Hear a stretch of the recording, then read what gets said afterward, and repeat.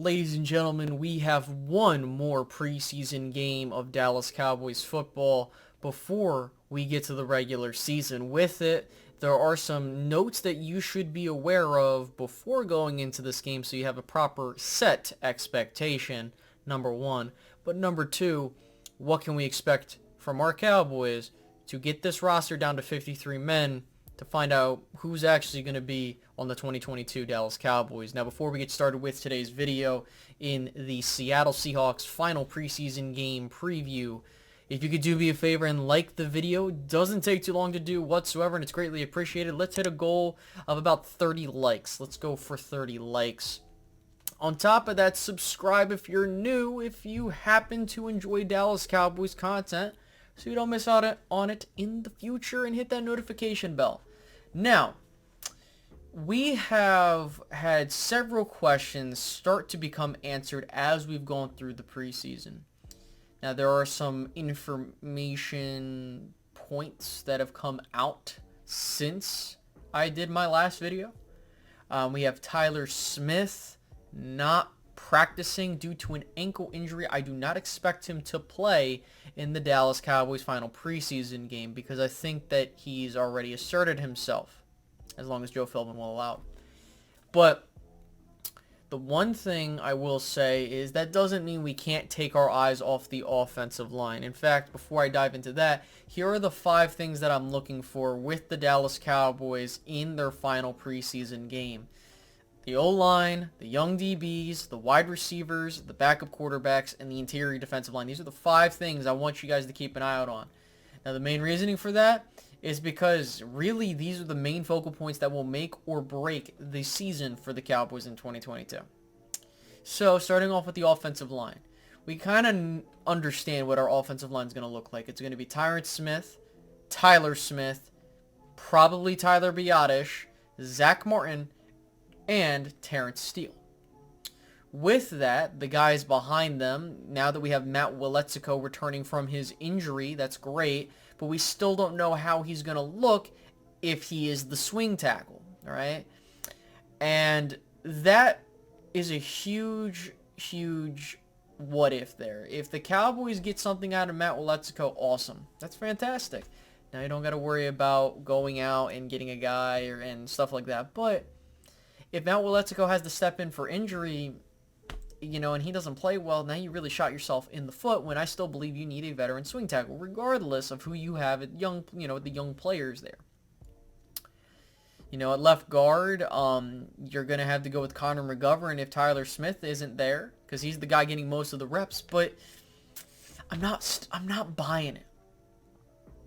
I'm not buying any stock and Connor McGovern to turn up at left guard. At right guard, different story. He's doing his thing.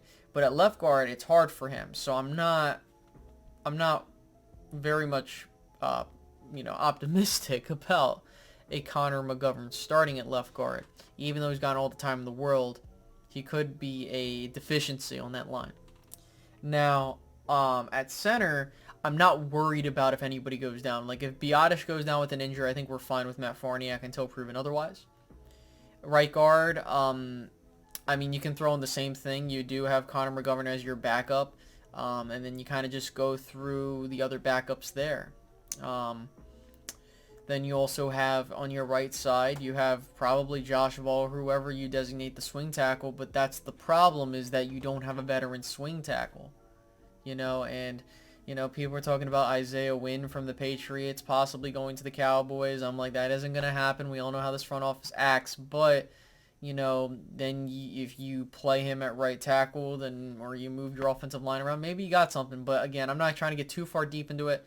I'm looking for the backups for this offensive line. Can I have reassurance that, God forbid, if something happens, I don't have to worry about, so-and-so's out. That's it. Now, next is the young DBs. We all know that Jordan Lewis is currently nursing a hamstring injury that we talked about in a previous video. My biggest problem is that I feel as if Jordan Lewis's injury is not as good as we anticipate, like it's worse than we thought, That's bad. Really bad. Because now you're kind of banking on these young guys, which, listen, I love what Deron Bland has been doing. He's been taking all that's going on in practice, applying it to the field, and he has done a fantastic job. But, maybe the regular season comes and something changes. That is something to keep an eye out on. But he could be seeing his first action in the NFL against Tom Brady and I almost said the Pats, the Buccaneers, right? Nahshon Wright and Kelvin Joseph haven't shown me anything. To be honest with you, you can argue that one of them could get cut. And that's not good. If Nahshon Wright gets cut, the Cowboys have now confirmed that they took the wrong player, and they should have gone somewhere else. Not saying that person would have been an instantaneous hit, but you probably could have gotten more value out of that than taking Nahshon Wright. As for Kelvin Joseph, he's still, trying to get himself into some groove, and I just don't see it with Kelvin Joseph right now. He could prove me wrong. I mean, he showed some signs last year, but now, not looking so hot. So Dan Quinn, he's not a miracle worker, guys. Moving on to the wide receivers, right? So I'm worried the Cowboys are going to force Gallup back in because of the fact that they might not be really high on getting a wide receiver in free agency, or maybe they just don't trust the... I don't know, but it really feels like the Cowboys are trying to rush Gallup back, which they shouldn't do. So the indication is he will probably miss between 4 to 8 games, which isn't good. But if the Cowboys do well in that set of games and he comes back, I think we'll be fine. James Washington, we still have some time to wait on him as well, but if he returns, that's some help there. So I'm looking at guys like Simi Fehoko if they get time. I'm not sure if Jalen Tolbert will play, but if he does, that's something to keep an eye out on. Dennis Houston, TJ Vasher, all those guys, I need to see what we got, because odds are you're going to probably carry someone on there. And it probably is Houston. We don't know. You got Noah Brown making noise too. I got other guys that I could talk about, but we're not here to keep talking about this. Next, you have your backup quarterbacks, right? The backup quarterbacks are important because if Dak Prescott goes down with an injury that sidelines him for a couple games, you need someone to step in and do his job. I personally think Will Grier has done his part to become quarterback too, and I think he deserves to be quarterback too. It's just a matter of, okay, well, what happens next? Because the Cowboys still are enamored with Cooper Rush, and from what Mike McCarthy is saying, I would highly expect these guys, especially Will Grier, getting a lot of time because they need to make sure, do we have the guy? And if Will Grier shows it, you probably got to roll with him. And then finally, that interior defensive line. I'm not talking about the rusher, but DiNucci, because I don't think they're going to make the roster, or more specifically DiNucci. The interior defensive line has shown promise of having a solid core there, but we need to see how this operates in hopefully a live game setting against, actual starters. Because if the Cowboys do their thing, we'll be fine. But again, I don't know exactly what the Cowboys have planned. I'm not expecting a whole lot of starters, which is kind of a shame. But I kind of understand the Cowboys in this regard. You don't want to hurt your quarterback. I mean, I don't think Dak played in the 2021 preseason at all. I don't recall. If I'm wrong, tell me. And he still had a fantastic year, right? I think he was out with the shoulder thing. So, I mean, we'll be A-okay. And, rust will be a thing, but that's for any team.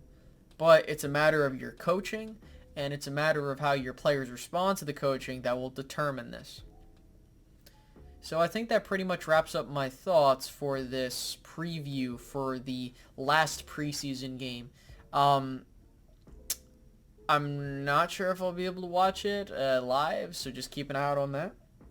But if you guys enjoyed this video, please make sure to leave a like, subscribe if you're new, and hit that notification bell. Thank you for reaching the end of this video. If you want to see more content, wait till the end screen, and you'll get that and a playlist, and you can hit the subscribe button on the logo. So, yeah, I hope you guys enjoyed this video, and I will catch you guys later. Have a good one, guys. Goodbye.